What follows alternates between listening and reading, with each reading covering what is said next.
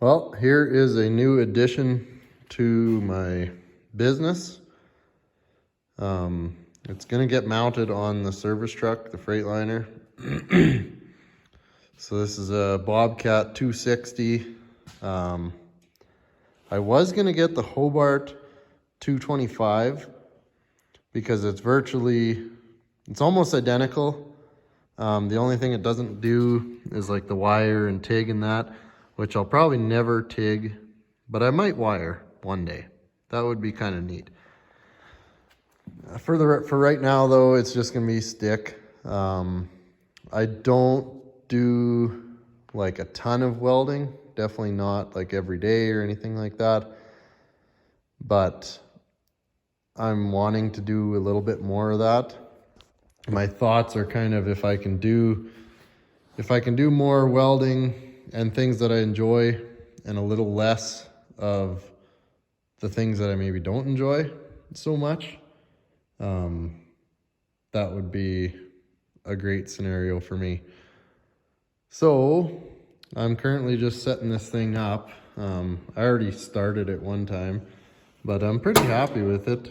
I mean, it's a nice unit. My first engine drive welder. I've wanted one for a long time. Ever since I've started my business, I wanted to get one.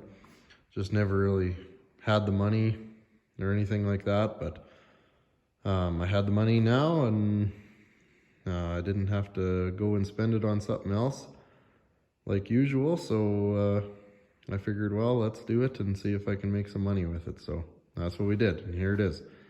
So like I was saying, I was going to get the Hobart 225, which is a very similar thing, just doesn't have the wire and that. But I mean, it's almost physically the same, like the enclosure and stuff. There's even a lot of things on it that say Miller. And I should say it was considerably cheaper.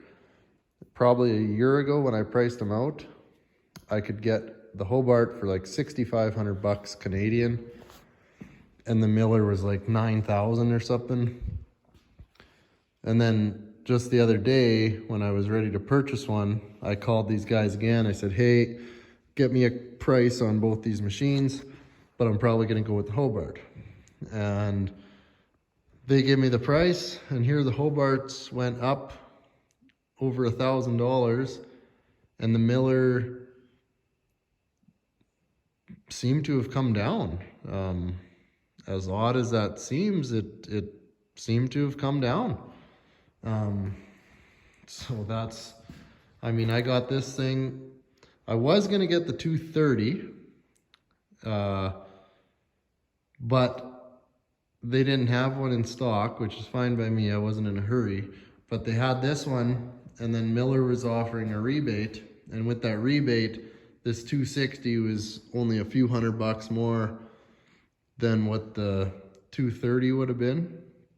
So it's not bad. I'm happy with it, and I really am excited to use it, and I hope that I can utilize it to make some money with the business. I think that'll be enjoyable. And this kind of box, this is sort of going to be like lead wells. I'm just going to put a divider in the middle and coil them up. I was going to kind of make something like this, but then I was at Princess Auto there the other day, and the freaking thing was 70 bucks or 79 bucks. And it's pretty much done for you. So I figured I'd try that. I'll probably put a couple holes through the one side there, because this is going to sit up on the passenger side of the truck. That'll sit up on the passenger side of the truck, and then behind, or in front, I guess, behind the welder on the front of the truck, I'm going to put that box. So I'll just run my cables down around the back of the machine into that box. So when I'm standing in the doghouse area of my truck, I'll just reach in there and pull out my cable. So, and I got a 50-foot ground cable and a 50-foot electrode cable. So yeah, that's a new little update, and I'm just finishing setting up here, and then I'll maybe show you running it and I'm gonna do a couple welds with it and see how she works. Let's fire this thing up here.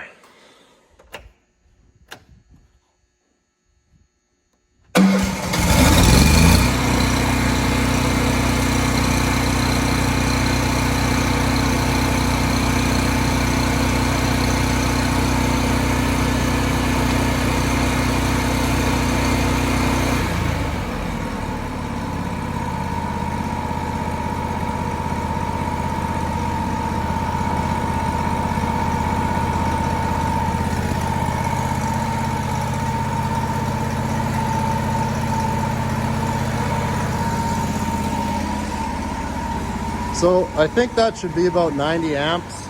I still got to figure out that fine tune dial there, but I'm just going to tack a few things in place just with some 6011 that I got. And then I want to run a couple beads with some 7018.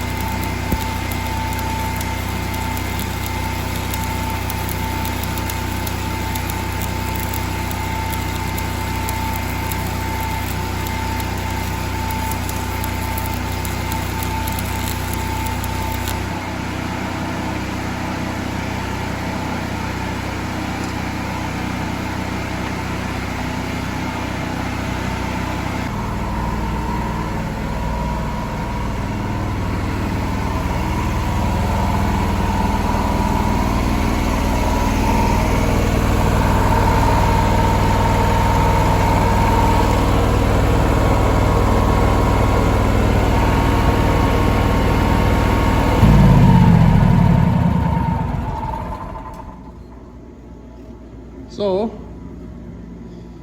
obviously a little rocky at the start there. I think I had my amperage just a little bit too cold there on that 6011 rod when I was tacking. I was kind of the arc didn't really want to start.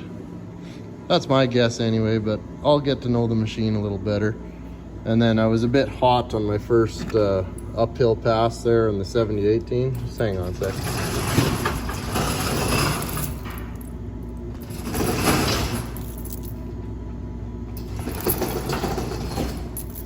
But all in all, not too shabby. These Hobart little 332s, they kind of work all right, but the slag doesn't really come off at all. And I mean, it's not that it's a shitty weld. I don't claim to be the best, but like this one here, I mean, that weld there is not bad. But that frickin' slag, you cannot get that off there. So yeah, this was a couple of 6010s. This was a piece I put like, I don't know, there's probably 6 passes going uphill there. I was just playing around with different heat settings and stuff, but it's all right, not great. But yeah, I think it works pretty good. I'm happy with it. Should do what I need it to do.